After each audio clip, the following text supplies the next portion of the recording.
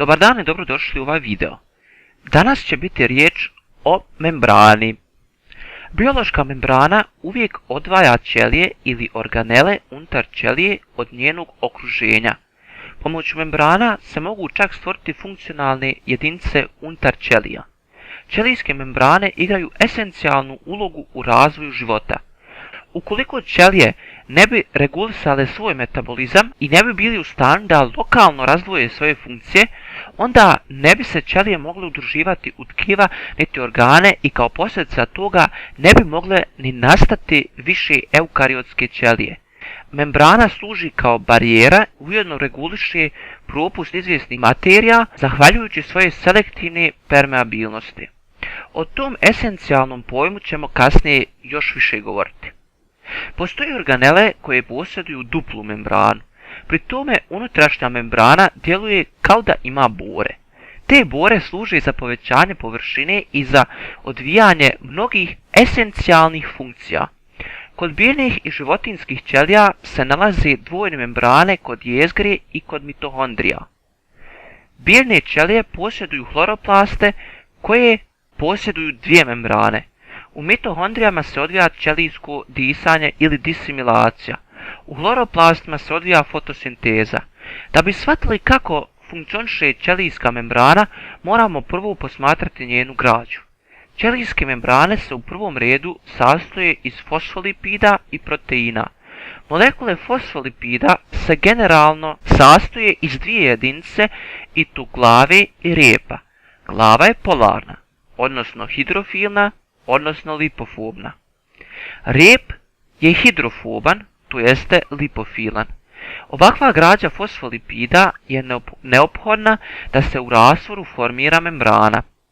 Jer ukoliko se supstance koje su hidrofobne stavi u vodeni rastvor, onda će se te supstance udružiti, preciznije rečeno doći će do redanja glave do glave i repova do repova.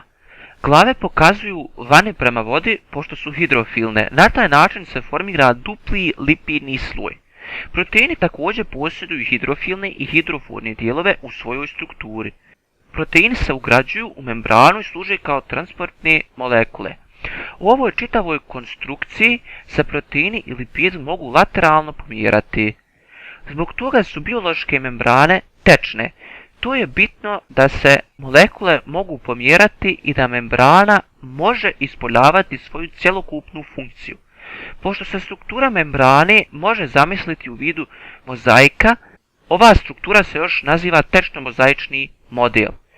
Kod proteina membrane se razlikuju integralni i periferni proteini.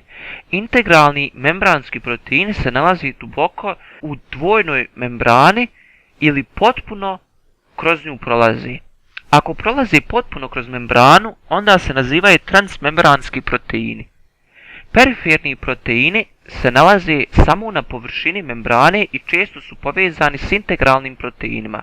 Kod životinjskih ćelija se nalaze molekule kolesterina u membrani. Kolesterin pri različitim temperaturama različito djeluje na ćelijsku membranu. Pri temperaturama iznad 37 stepeni dovodi do povećanja fluidnosti.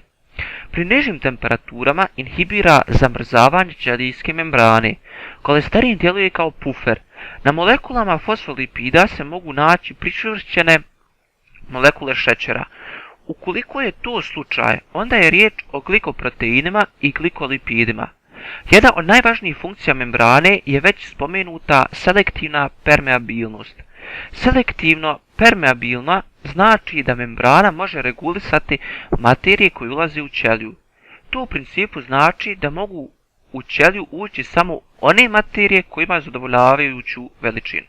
Postoje samo rijetke materije koje mogu proći kroz membranu bez transmembranskih molekula. Među te rijetke ubrajamo apolarne materije ili rastvoreni gasovi kao što su kisik.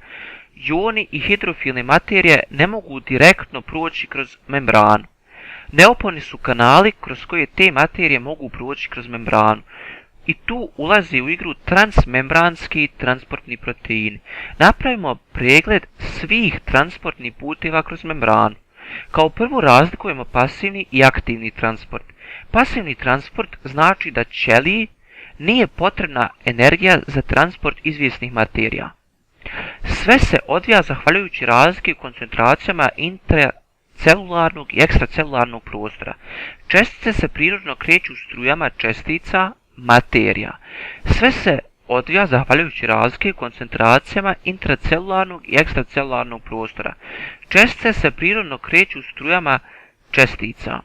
Kod aktivnog transporta je neophodna energija pošto se čestice transportuju nasuprot koncentracijskog gradijenta.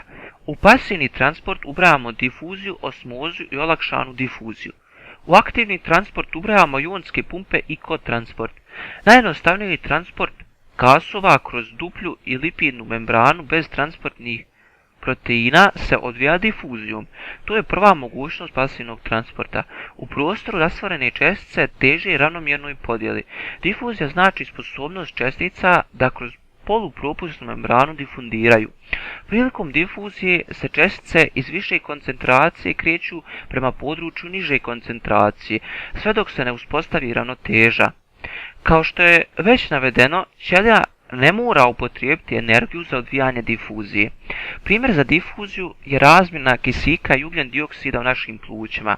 Membrana alveola fungira kao polupropusna membrana. Drugi pasivni način transporta je osmoza. Ako je membrana selektivna, odnosno semipermeabilna, onda ne mogu sve materije proći kroz membranu.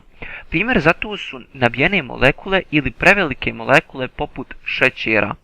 Ukoliko je to slučaj, onda se može kretati samo u rastvarač, to jeste voda, i na taj način izjednačiti koncentracije. Ovaj proces se zove još usmjerena difuzija. Pasivni transport se uvijek odvija putem kanalnih proteina, to jeste integralnih proteina. Preživljavanje ćelija zavisi od primanja i gubitka vode. Treći vid pasivnog transporta je olakšana difuzija. Za ovo su nam potrebni proteini. S jedne strane imamo kanalne proteine, čija je konformacija uvijek jednaka i kod kojih je većina molekula odlučujući faktor. A s druge strane imamo carrier proteine koji mijenjaju svoju konformaciju kada prolaze kroz membranu. Mogu da transportuju jednu molekulu ili više specifičnih molekula. Konkretno za olakšanu difuziju su neophodni samo kanalni proteini koji su hidrofilni. Postoje mnogi ovakvi proteini kroz koje mogu proći samo najmanji ioni. Čak su vodi neophodni ovakvi proteini da može proći kroz membranu. Zovu se akvapurini koji vodu provode. Druga klasa kanalnih proteina su ionski kanali. Mnogi od ovih kanala su kontrolisani nekom draži. Prenos olakšane difuzije je brzina transporta. Aktivni transport nam je neophodan da održimo izvjesnu koncentraciju unutar ćelije. Prvi vid aktivnog transporta su ionske pumpe. U ovom će transportni proteini fungirati kao pumpe koje će biti odgovorne za transport nekih materija. Energiju neophodnu za ovaj proces dovodi adenozin trifosfat. Jedna od najpoznatijih pumpi je natrium-kalijum pumpa ili natrium-kalijum ATPaza. U intracelularnom prostoru nailazimo na visoku koncentraciju K+ iona, a u ekstracelularnom dijelu imamo mnogo natrij+ iona. Te razlike u koncentracijama se moraju održati. U prvom koraku je natrium-kalijum pumpa afina za povezivanje 3 natrij+ iona sa unutrašnje strane. Ti ioni se transportuju putem ATP-a i time se mijenja konformacija transportnog proteina. Tom promjenom konformacije taj protein može svana se povezati s 2K+ iona i transportovati ih u unutrašnjost. Time dolazi opet do promjene konformacije proteina i tada može ponovo vezati natrium. Taj kružni tok se stalno ponavlja pod uslovom da ima dovoljno ATP-a. Preostaje nam još kotransport. Riječ o kotransportu je kada se aktivni transport određene molekule povezan za transport neke druge molekule. Zvuči konfuzno, ali se to može objasniti začas na osnovu jednog primjera. U unutrašnjosti ćelije je niža koncentracija H+ iona nego u ekstracelularnom prostoru. Putem protonske pumpe se ta razlika u koncentracijama održava, koja uvijek H+ ione transportuje van ćelije. Unutar membrane postoji još jedna struktura izosaharoza H transporter. Tim transporterom se transportuju molekule šećera i na te molekule šećera se prikači jedan H plus ion. Hvala na pažnji i doviđenja.